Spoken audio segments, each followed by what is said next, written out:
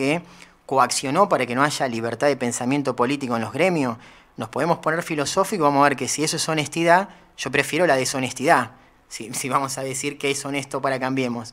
Entonces, este tipo es el que reivindica Cambiemos en este momento histórico, porque el imaginario popular tiene un presidente que tenía 2 pares de zapatos, que luchó contra las corporaciones de los medicamentos, que es verdad que los medicamentos le salía un peso poder venderlo al público, a los sectores populares, a la clase obrera, y le quedaba ganancia y lo vendía a 50, ¿no? Pero eso pasó siempre, por eso los medicamentos de los países europeos centrales capitalistas te venden la licencia. Si vos querés fabricar vallaspirina, tenés que comprarle a Bayer la licencia en el país que estés, te dice, bueno, el 20% de lo que lo vendas es para mí. Eso ya te hace que vos tengas que sacar al mercado a un precio extraordinario, más allá que el pobre no se puede tomar una aspirina. Pero eso pasó siempre. Entonces el tipo quiso combatir eso, no pudo, pero esas son peleas entre distintas fracciones de la burguesía. Entonces, ¿el imaginario popular te dice Ilía fue honesto? No, no fue honesto. O sea, no fue tan rápido como otros que vinieron antes y después, pero no fue honesto, no fue democrático y fue más de lo mismo de lo que tuvo la historia argentina. Entonces, lo interesante es rescatar por qué Cambiemos lo quiere reivindicar. Entonces vimos por qué era cordobés, por qué era radical, por qué era de ese palo pensamiento de patria, religión y familia. Tiene muchos valores que coincide con el actual bloque radical reformado, que es lo que sería Cambiemos. Hablamos de Córdoba, ¿no? Pero bueno, Ilía era un hombre que sabe qué deporte hacía, Sandra. Imagínese, bocha, fútbol, ¿qué se imagina? ¿No? Arturo Ilía, el hombre de los 2 zapatos. Ahora te voy a decir que no tenía 2 pares de zapatos. Te mintió el historiador o el manual que te dijo eso. No me digas que polo o algo. Polo. No, ¿en serio? Era amante del polo, ¿no? Los nuevos políticos juegan al golf, ¿no? Por ejemplo, no te cansas tanto y no es tan peligroso. Bueno, Arturo Ilía jugaba al polo todos los fines de semana. ¿Sabe dónde jugaba? En el campo militar de Avenida Libertador y Dorrego, acá en Palermo, ¿no? ¿Cualquier civil puede entrar ahí? No. Si yo quiero, por más yo tengo un caballo y voy, hola vecino, ¿puedo entrar a jugar acá al polo? ¿Qué apellido tenés? ¿Qué pensás? ¿Viste? ¿Tiene 2 apellidos? Claro, o sea, el tipo no era popular de ninguna manera, no era, como dicen, murió pobre. El concepto de pobre puedes decir, bueno, tenía $200.000. Para ellos, claro, para un tipo que tiene offshore en Panamá, como Macri, como Calcaterra, como el intendente de Lanús que se fue en apellido ahora. ¿Cómo era, Sandra, el corrupto? Grindetti. Grindetti. Obvio, claro, al lado de eso sos pobre. Pero me pones a mí al lado de un tipo que tiene $200.000 y yo soy el pobre. Vos que me escuchás del pobre, porque no nos mira la aristocracia nosotros. Entonces veamos que cuando a vos te dicen este tipo es pobre, cada uno, puertas adentro, más allá de lo que tienen los libros de historia, hay que buscar, ahondar, porque no todo es como los medios dicen. Ya lo decía Chomsky, ¿no? Referido a los medios hegemónicos, los medios de comunicación no están para informar, sino para desinformar. Por eso siempre el mejor periodismo es el independiente, a veces el de los medios partidarios, ¿no? Que obviamente te van a tirar la realidad para un costadito, pero no el de las corporaciones. Generalmente vas a sacar más data histórica y real de tu sociedad en los programas así alternativos, que no tienen nada, porque ni a Sandra a mí nos pagan nadie para venir a hablar, ni ganamos nada, ni tenemos partido. Decimos lo que pensamos, analizamos la sociedad, a veces nos podemos equivocar, a veces no, a veces, por suerte, acertamos más de lo que nos equivocamos, y eso es gratificante. Entonces, cuando te digan, no, Arturo Ilía, el tipo honesto de los 2 pares de zapatos, ya, mira, no tenía 2 pares de zapatos, porque si con el mismo par de zapatos jugaba al polo, iba a la Casa Rosada, viajaba a Córdoba y atendía a los pacientes, los mataba de gérmenes a todos los pacientes, porque en el polo te embarrás. Aparte se le gastaba muy rápido. Claro, usaba 2 pares de zapatos por día, nadie te dice eso. Tenía 2 pares de zapatos, pero ¿cada cuánto los cambiaba? Bueno, ahí tenemos otra chance para investigar. No, cada 2 días. Bueno, entonces ¿cuántos zapatos al menos tenía? 40. Ya está, no es popular. Ya, mirá cómo lo podemos refenestrar, si nos das 3 hojitas y te vamos a decir que no es popular, no era honesto, y representaba un sector de la burguesía y peleaba contra otro, pero representaba a los mismos militares, lo habían puesto. No quiero hacer una historia entera de este hombre, Arturo Ilía, pero sí que analicemos o nos llevemos como reflexión de este programa de que por qué te lo reivindica Cambiemos ahora Arturo Ilía.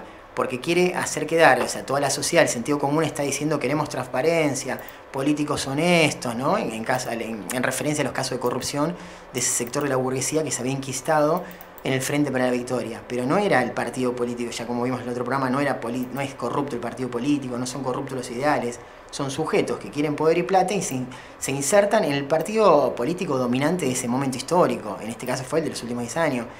Entonces, ¿ahora qué quiere esta gente? Porque sabe que no va a ganar las otras elecciones, nadie de Cambiemos ni con el color amarillo. te dicen, no, bueno, sí, necesitamos mostrar transparencia, y te reivindican a un expresidente que en el imaginario popular era bueno, era buenachón. Hoy está viendo Sandra Tato Bores, se los recomendamos a todos los chiquitos que no van a saber quién es, un cómico que hacía monólogos, empezó en los 70, pero en los 80, 90, muy bueno, ¿no? Hablaba todo el programa y rápido, y Tato, y tenía una mente, Tato, brillante, porque el tipo no leía, del otro lado tenía un par de apuntes, así como tengo yo, y empezaba y flasheaba y ponía primera y arrancaba y agarrate. Y le daba a todos por igual, eso es lo más lindo, que no, viste un programa uno, el otro, pero no hacía partidario en el periodismo, eso fue muy lindo de Tato. Y estaba hablando de Arturo Illia, Tato, entonces contaba anécdotas que iban los gremelistas a Plaza de Mayo y le tiraban tortugas, ¿viste?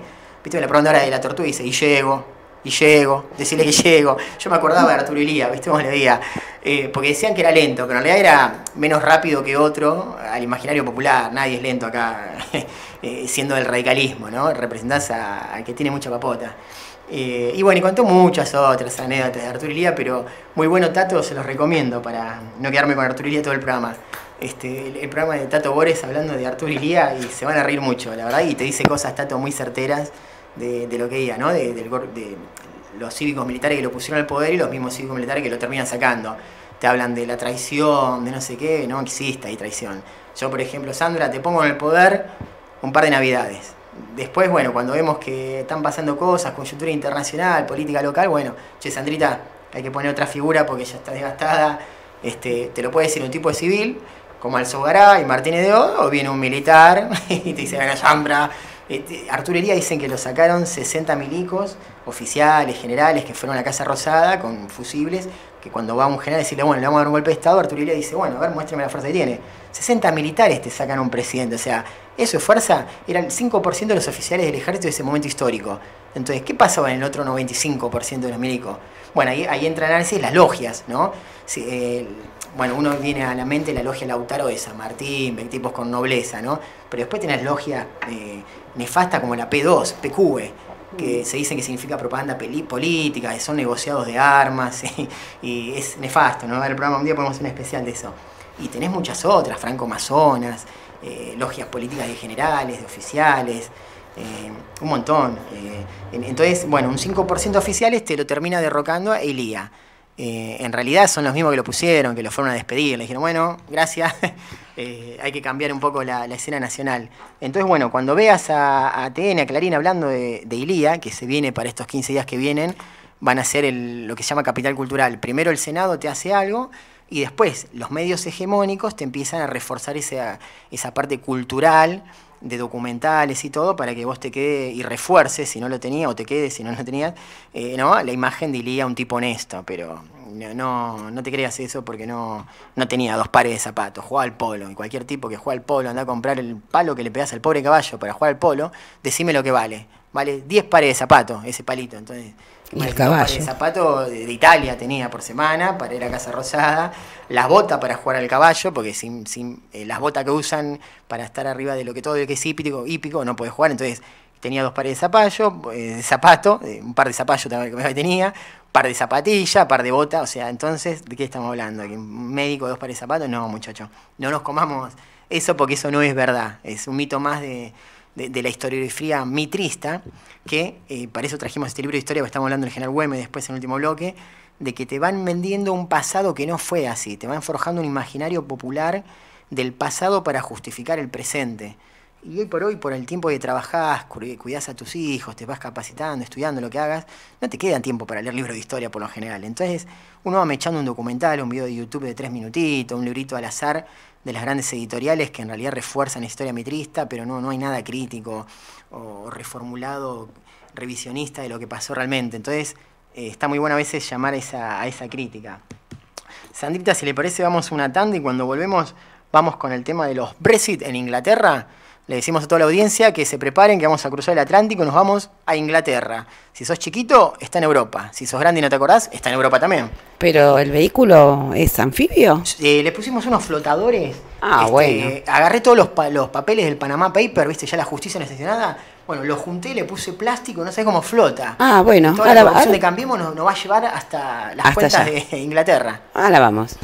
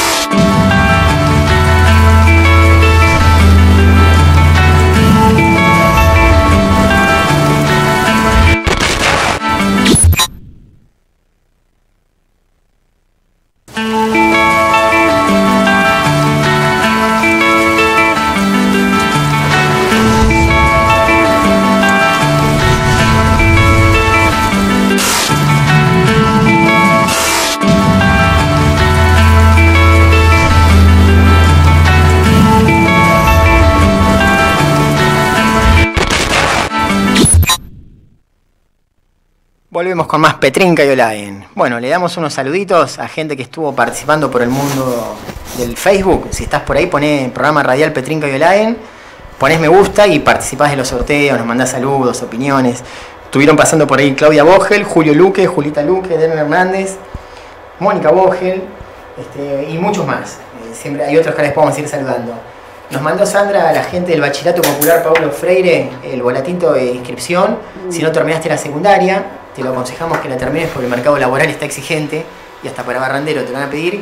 Acá cursás en el turno noche y te anotás como hayas quedado en el colegio. Si nunca cursaste ninguna son 3 años. Si ya cursaste algo puede ser 1 año. Son títulos oficiales. Funciona en Avenida Independencia 7C6 de la Ciudad Autónoma de Buenos Aires, en Capital, ahí por el Bajo, en el local de la CTA. Así que es muy copado, porque el ambiente está bueno. Si laburás y faltás no te quedas libre. Está hecho para los sectores populares para que puedan terminar la secundaria y aprender, ¿no? No ese clase de sujeto que va a un colegio y te aprueban o te aprueban. Te aprueban con trabajos prácticos, exigiéndote y de otra manera muy linda, como diría Paulo Freire. Un programa lo vamos a tocar. Bueno, Sandra, viajamos a Londres. ¿Hemos llegado bien? Sí. Hemos llegado muy bien. ¿Viste? La corrupción de Cambiemos flota. Flota. No se va a hundir, nos vamos a olvidar de los Panama Papers, del intendente de Lanús, ese apellido me lo aprendí de memoria. Grindetti, gracias, Sandra. El programa que viene hacemos un especial de Grindetti, así me queda bien en el Capital Cultural.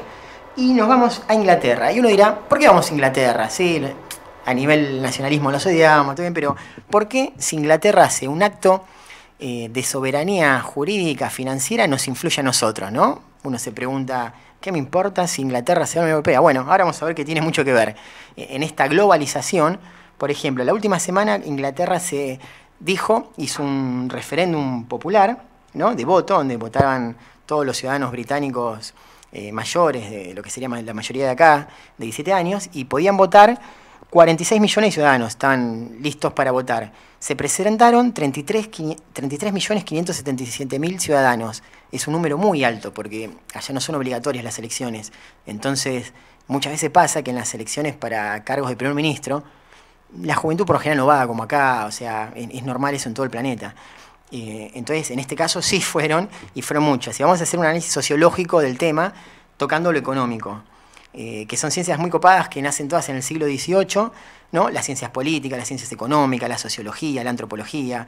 Por lo general nacen de los sectores dominantes para entender a los estados de la otra parte del planeta cómo funcionaban y cómo poder dominarlos a través del imperialismo. Por eso los primeros antropólogos, sociólogos eran todos etnocentristas, lo que ahora le decimos imperialistas, porque estaban al servicio de la corona, de Francia, de Holanda.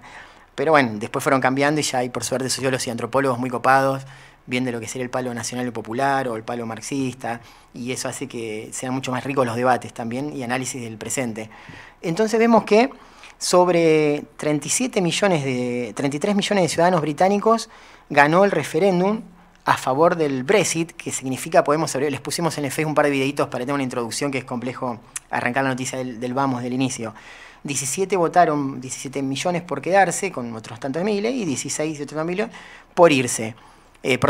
Por irse, 17 millones y 16 por quedarse. Eso significa que la Unión Europea para diciembre va a perder, son 27 países, va a perder uno, que es muy importante, que es Inglaterra. Recordamos que Inglaterra, Francia y Alemania son las economías con el PBI más alto de Europa, que manejan mucha plata.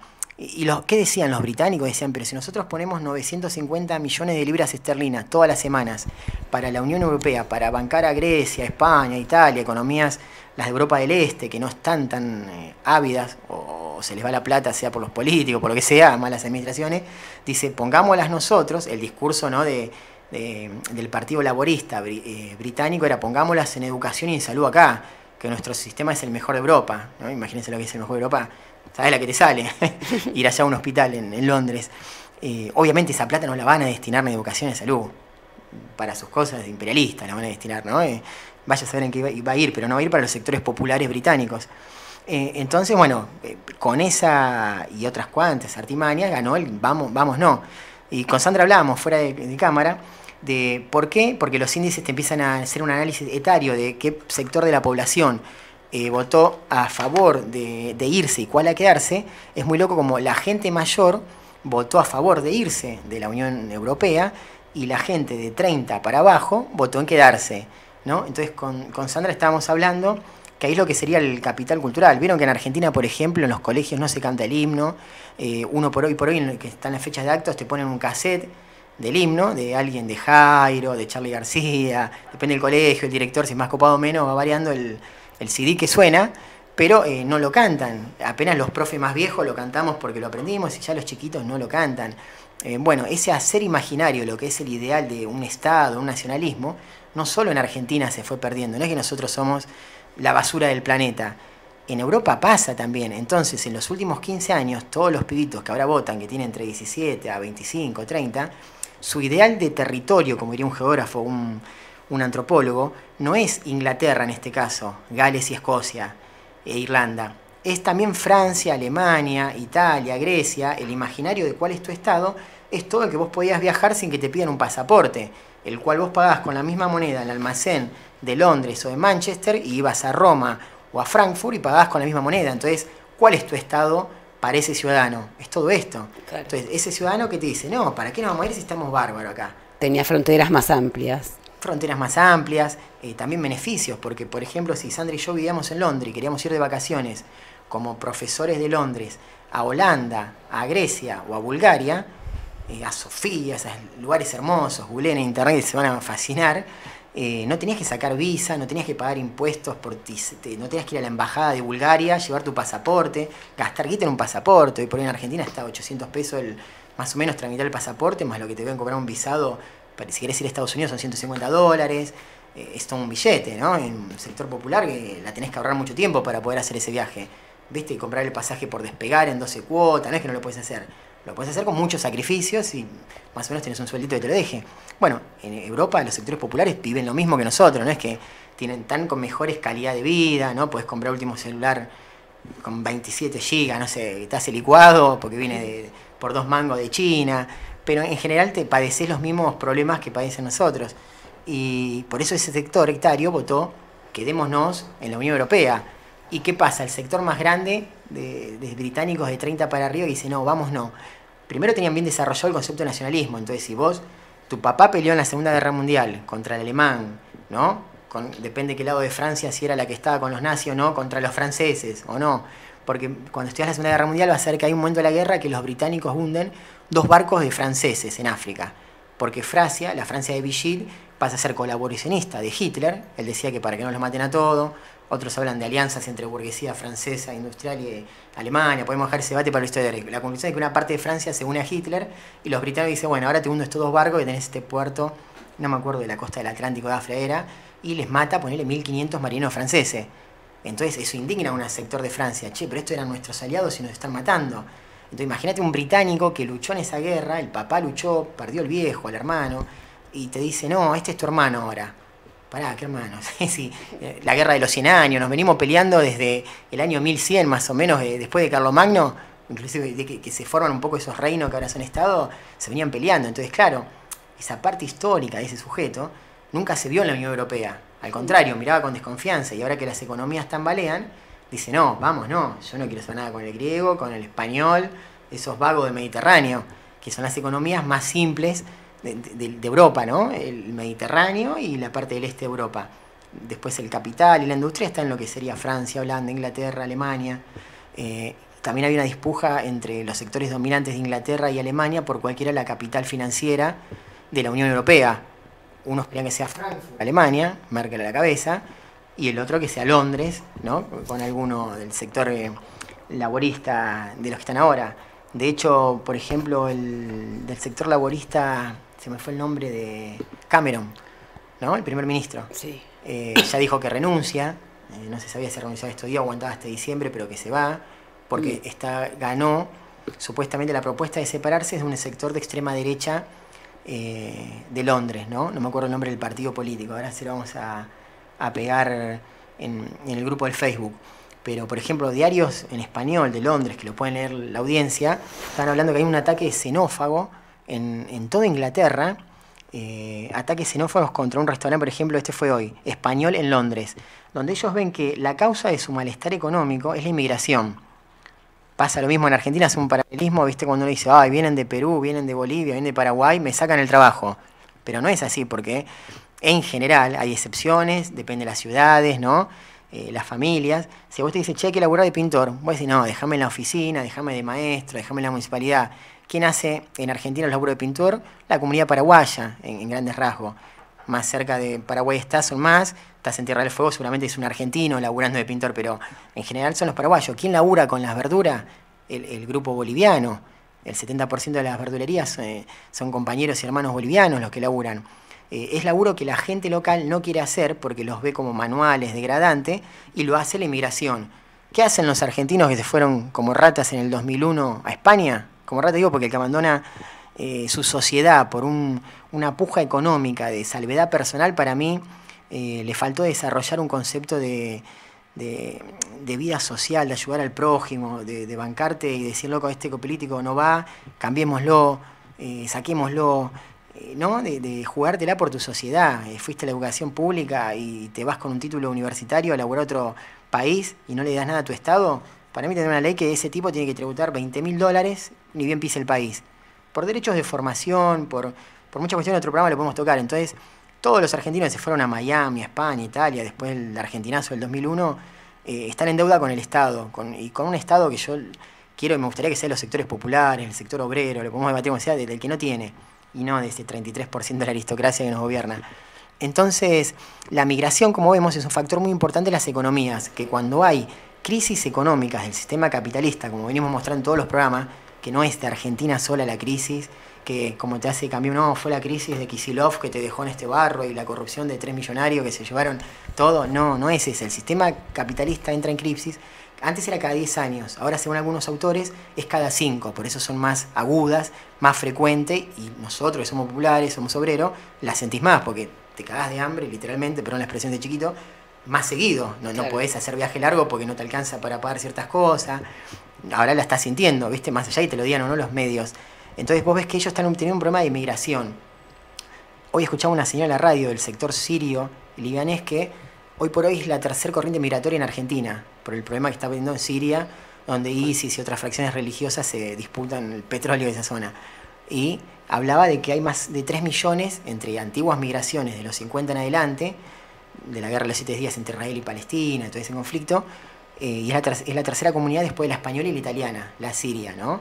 Entonces dice que a veces no les querían dar visados, sobre todo en el interior, no hay tantos en el conurbano bonaerense acá, porque decían que les venían a sacar los trabajos, pero los sirios van a laburar en el campo, donde ni vos que nos estás mirando por lo general, ni nosotros queremos ir, por cuestiones de histórica, porque no sabés labrar la tierra, porque tenés un laburito acá. Sí, porque uno está afincado acá. Hay que laburar de sol a sol en el campo, ¿no? Tenés que tener músculo, tenés que gustar o tenés que tener mucha hambre.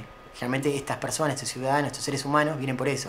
Están pasando hambre donde están, entonces, ¿qué hacen? Tengo que laburar de sol a sol y vamos, tengo comida, no me explota nada, vamos ahí.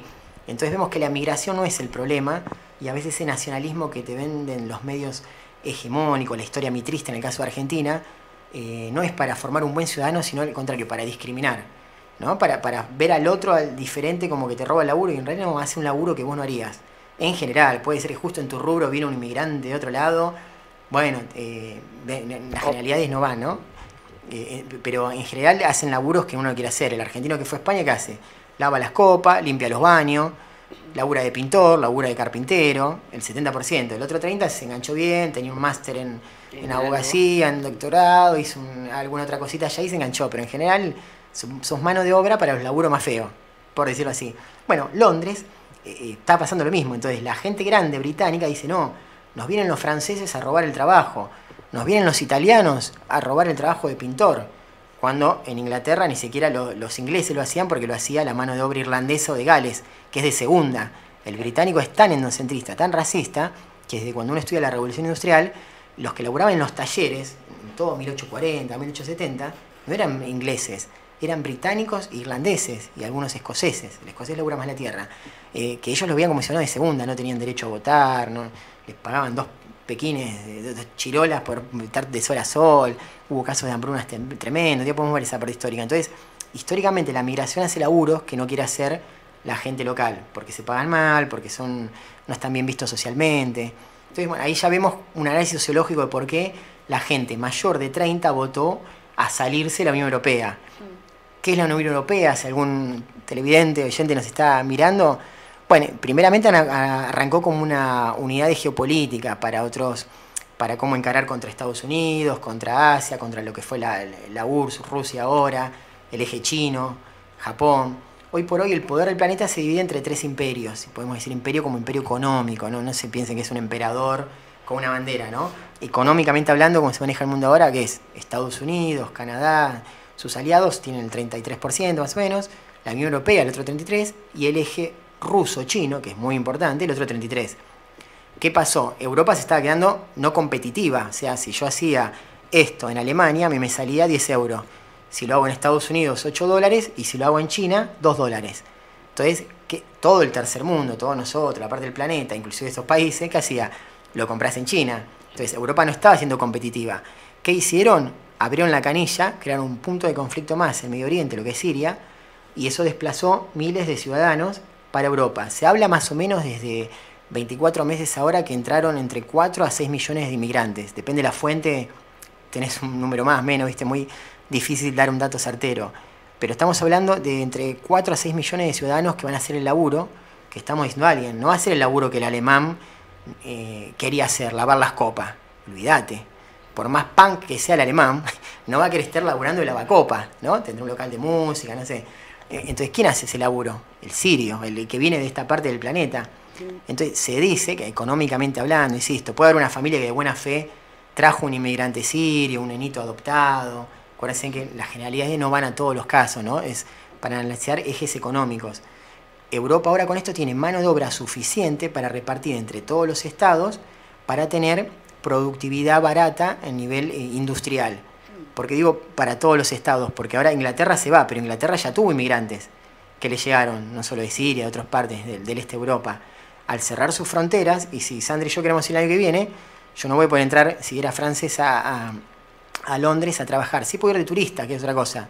Te dan el visado de 30 días, entras y después te tenés que ir. No es como en Argentina que cruzás a Brasil, te queda 10 años, el brasileño viene acá y se queda 10 años y cruza a Colonia el fin de semana, vuelve y entra y sigue acá laburando.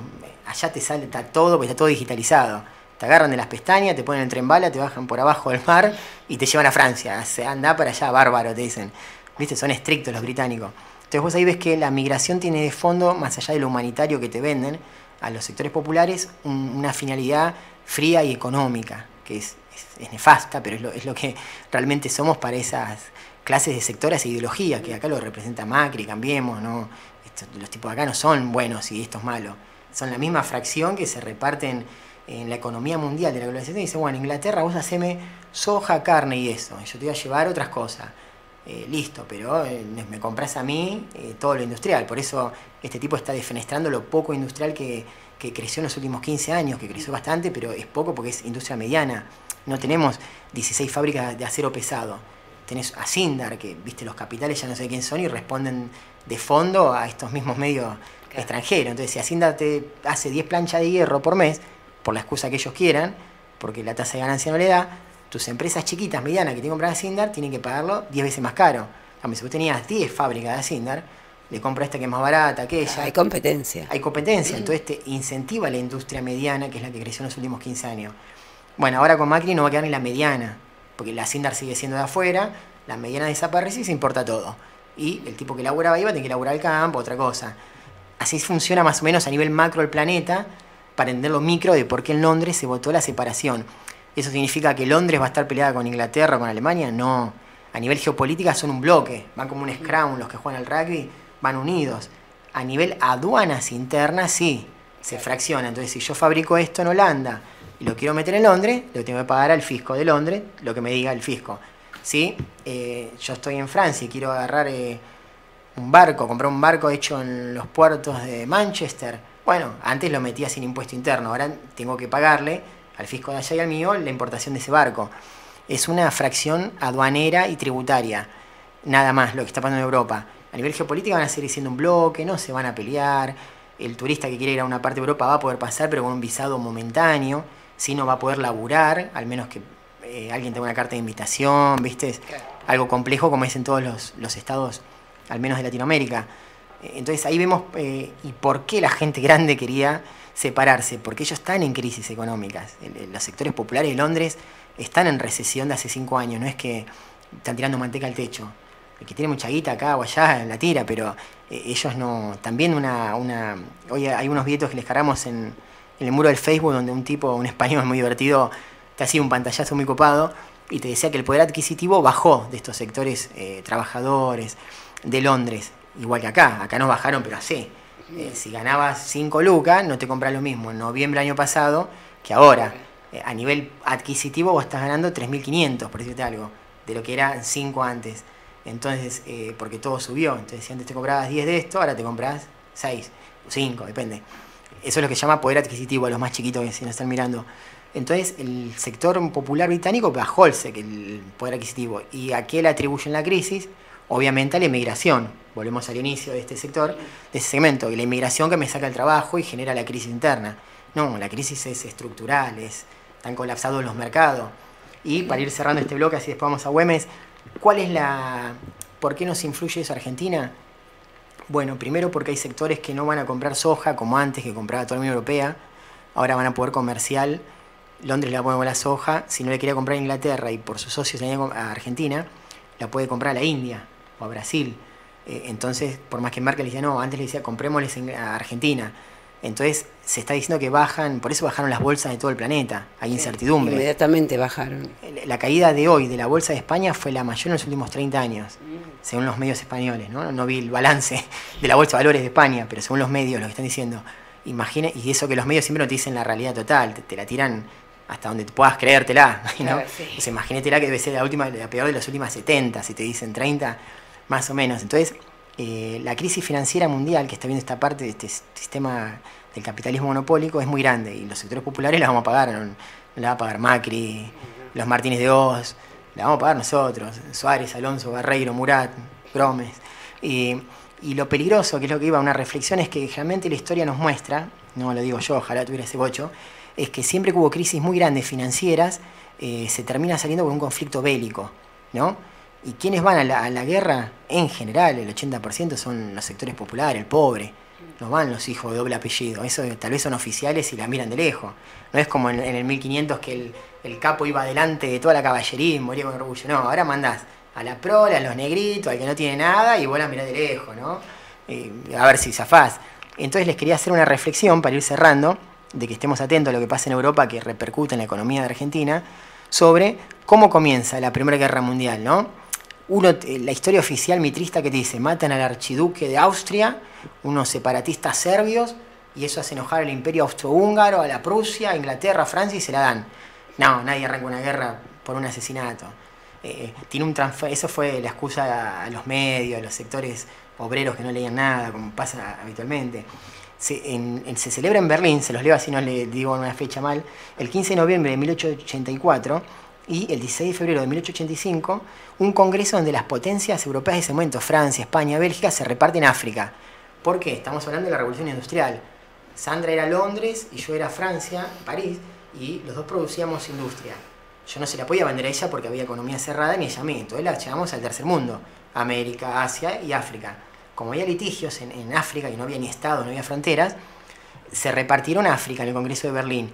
Ese mercado se saturó, hasta Bélgica tenía, el rey belga tenía el Congo belga, el rey Leopoldo era, que eso después da los problemas de independencia, vamos a hablar de 1960, donde fue a pelear el Che Guevara, después bueno, eso se produce acá, el inicio de ese conflicto.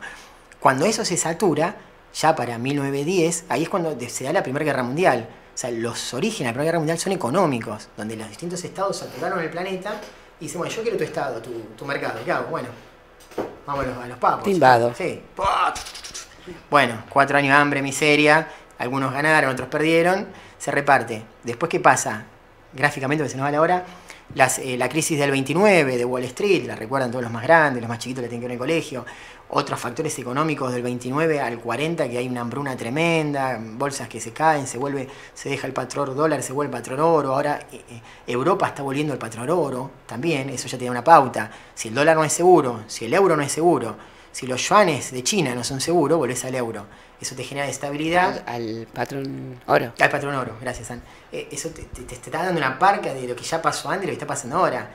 Bueno, la Segunda Guerra Mundial también por motivos económicos, más allá de que un psicópata, Hitler, nazi, racista, siempre hay uno malo o bueno, ¿viste? Y aparte el negociado con la venta de armas y... bueno. Los sectores bancarios que se llenaron de guita porque daban préstamo a un sector y al otro, y Estados Unidos, el victorioso de la Segunda Guerra Mundial, que se dejó que se desgaste toda Europa y se mete en la última parte de la guerra con ínfimas bajas y le reactiva la economía interna, es Estados Unidos, Norteamérica. Los tipos la hicieron bárbaro porque agitaron a los dos sectores, dejaron que se desgaste, después que se desgasten los rusos comunistas con los nazis, y ya después era el mismo Hitler y otros contra los rusos, ¿no? Es muy loco cuando estudias la historia de la Segunda Guerra Mundial de otro sector más económico, ves otra matriz que no es solo este asesino de Hitler como malo, hay otros trasfondos, ¿no? Sí, Hitler es como Galtier, son los hijos de puta, obvio, pero hay otras matrices que manejan los hilos en esos grandes conflictos. Bueno, ahora se está hablando que el Papa la tiene clara, los jesuitas son muy estudiosos, esto no tenés que ser un iluminado, es cuestión de leer mucho y te va cerrando una parte de la historia que no, cuando la lees menos no la ves. Y los jesuitas la tienen re, por eso no quieren saber con nada de Cambiemos, ni con el tipo que viajó a llevarle el tren de transferencia para ir a esa gente de la dictadura. La tienen muy clara los tipos, de que la Tercera Guerra Mundial tal vez no va a ser como la Segunda o la Primera, que un Estado invade al otro y atrocidades de soldados violando mujeres por el centro, sino que son muchos puntos de conflicto. Hoy por hoy hablan entre 16 a 24, contando Siria, Palestina, Irak, Afganistán, Somalia, Sudán, no me acuerdo de todos los que son. Se dice que más o menos cuando se llega a 50 va a tocar todas las economías de los grandes países, a tal punto que ese sería lo que sería la Tercera Guerra, una guerra más económica, con muchos más tecnológica, ya no necesitas 1 millón de soldados en una trinchera. 10 drones, un par de misiles. Y un botón, apretar un botón. Claro, vi un tipo, viste, fumando, apretó un botón. Claro. Bueno, son los nuevos conceptos de guerra, pero en lo económico vos lo vas a ver que se va a vivir tan mal como en la Segunda Guerra Mundial, y estamos en los arbores. Cualquier argentino sabe que estamos mal. Hablamos con los periodistas colegas de Bolivia y están mal, y mirá que Bolivia exporta hidrocarburos y estuvo bien mucho tiempo. Claro, pasa que no hay plata a nivel mundial. No hay liquidez. No hay liquidez, entonces... Se concentró en grandes capitales, que la crisis de la hipoteca de Estados Unidos del 2007-2008 era eso. Eran bancos diciendo, vos le metías $1.000 y ellos prestaban por 4.000. Total, el Estado supuestamente no controlaba, la tenían re clara. Entonces, ¿qué pasó? En un momento una corrida bancaria, uno de los bancos tiene que devolver supuestamente todo lo que tenía y no tenía ni para el 20% de los acreedores. Claro. Quiebra ese banco, el Estado lo quiere cubrir, le pasa lo mismo a los otros dos porque se arma una corrida bancaria. Bueno, la crisis de la hipoteca. Vos como empleado obrero en Estados Unidos podías comprar 3 casas. ¿Para qué querés 3 casas? No decimos. Claro, sí, una de vacaciones y una para vivir y te alcanza, más o menos.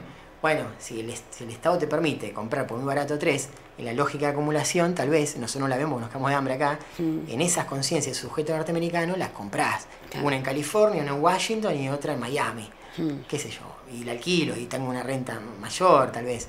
Bueno, eso fue lo que se llama la crisis de las hipotecas de Estados Unidos, que acá llegó como la crisis del 2011, porque siempre en los países centrales se inicia y al tercer mundo llega entre 2 a 4 años después, depende del economía, del intendente, el presidente, ¿no? Muchas cosas te vienen más rápido, pero baja, ¿viste? Todo. Bueno, todo como ir cerrando el tema de los Brexit de Inglaterra, vemos que todas esas crisis económicas, aduaneras de estos sectores dominantes repercuten en los sectores populares y por ende por lo general se salió con grandes conflictos bélicos. Entonces, ojalá que no, que esto sea una perlita en la historia que anoche, mirá, lo que empezó con el descrecimiento de la Unión Europea fue como la URSS, se separaron, distintos estados y más que algunos conflictos locales de ahí de guerra, no fue a nivel global. Por suerte estamos lejos, pero el hambre no va a llegar, tal vez no los misiles. Pero el hambre, recuerden que Estados Unidos tiene una cabeza nuclear apuntada a Buenos Aires y una Córdoba, de sus misiles que están en el espacio. Entonces, vos te preguntás, pero si no tenemos ni más que 5 o 6 satélites, ¿para qué? Bueno, estamos en la mira de las grandes potencias, no son tontitos, tenés la 4ª flota norteamericana que bordea Sudamérica, que es la que Chávez y Maduro se cansan de denunciar, con Chávez que denunciaba y era Maduro, que las tenés en el Pacífico y en el Atlántico, y tienen aviones que en 15 minutos están en Córdoba. Es una locura, si hay una guerra grande, desaparecemos literalmente. Y acá dicen que también están poniendo bases. Cerca de lo que el gobierno kirchnerista no le dio autorización en los 12 años, Macri en 2 segundos. Claro, en 50 días le dio la tierra. Ellos dicen que la zona de conflicto en un caso bélico grande sería la triple frontera. Sí. Paraguay, Brasil y Argentina, los chiquitos decimos. ¿Por qué? Porque ahí las aduanas, en la época de los ríos, que no llueve, el riacho para cruzar a Paraguay no tiene más de 20 centímetros. Okay. Entonces yo una 4x4 te meto y te saco armas, de lo que quiera. Entonces son las fronteras muy permeables. Pasa lo mismo con un sector de Bolivia, por el lado de paso de los Libres creo que es. No, Tilcara, el otro cruce, ¿no? que está por abajo de Salta. Entonces son fronteras donde no hay mucho control. Entonces los tipos con esa excusa dicen que quieren tener para combatir el terrorismo. Pero sabemos que en realidad es una excusa para meterte la base, los marines cuando quieren sexo van a los prostíbulos de ahí y después terminan matando a alguien, como pasó ahora en Asia, en Japón. Un marín violó y asesinó a una chica, supuestamente la conoció en un bar tomando un trago. En los papeles sabemos que van a los prostíbulos, los soldados no tienen parla para levantarse a nadie, ni la sombra, pagan y tienen sexo.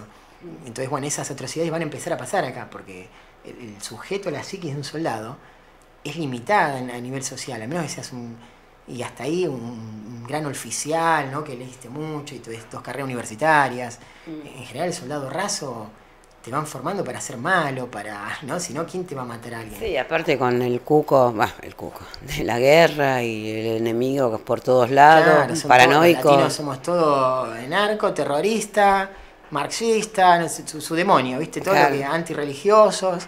Claro, te van a querer matar, pero no te quieren ni oler, ¿viste? Los norteamericanos. Entonces, bueno, estemos al ojo que el tema de los Brexit tiene que ser un disparador para que vayamos leyendo los diarios y léanos online, no léanos Clarín, La Nación, ¿viste? Tenés tanto diario bueno de otro lado y ya el mundo está globalizado que no tenés que leer un diario de acá para enterarte de acá. Lo puedes leer de España y te dicen de acá hay algo más sensato que lo que te va a decir Clarín, La Nación o La Voz del Interior en Córdoba. Diarios radicales que te dicen, te maquetan a Cambiemos para que estén bien parados y no te dicen la realidad, ¿no? Que ni siquiera los maestros de Córdoba la están pasando bien. Y más de la mitad lo votaron y ahora se arrepienten. Sí. Un día podemos hablar de eso, ¿no? De cómo los medios hegemónicos, Durán Barba a la cabeza, le pintaron una realidad. Los tipos votaron con la tradición histórica del radicalismo. Sí, bueno, igual ahora en Río Cuarto ya... Contalo, si quieres contarlo. Que No, que en Río Cuarto se arrepintieron unos cuantos, porque en estas últimas elecciones creo que fue intendente. Sí, tenés razón, sí, las elecciones de Río Cuarto. Cambiemos, no ganó. Y eso otra... que mandó, que ellos todo el apoyo. Sí, se nacionalizó la campaña porque Macri apareció en los spots. Sí, creo que hasta anunciaron una autovía rápida, una San Francisco, Río Tercero, Río Cuarto la otra, y otra no me acuerdo dónde, pues parte de donde se cultiva trigo y soja y no sé cuánta cosa. Por eso, tenemos que estar atentos que lo que repercute en Inglaterra va a bajar para acá, ¿no? Y nosotros acá decimos, bueno, no podemos cambiar el Brexit de Inglaterra, pero sí las políticas de acá, a la hora de votar, a la hora de reflexionar, a la hora de leer un diario, a la hora de cuando alguien te venga y te diga, che, Arturo Illia tenía 2 pares de zapatos. No, papá, si juega al polo. ¿No? Refutar un poco esos mitos históricos que nos van llegando.